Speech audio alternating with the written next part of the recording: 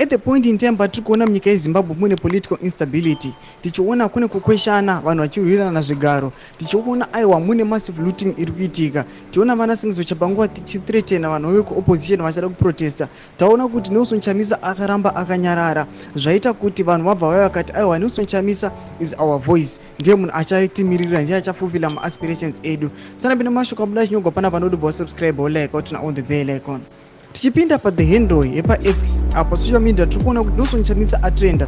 Pane picture rakufamba chitenderedzwa ravanhu rava designer vakati aiwa Nelson Chamisa is the game changer. Sezvamuri kuona mu video umo.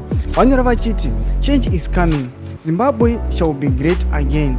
Nelson Chamisa. Tikuona kuti vanhu vari kuziva kuti aiwa yes tikuona SADC yakati neglect. Tikuona ma MPs edu akarikolewa.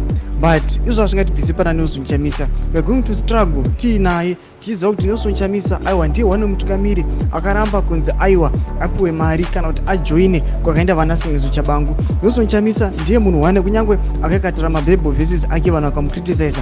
Mashoko ari kubva mune masupporters ake vachiti aiwa Nelson Chamisa is the game changer.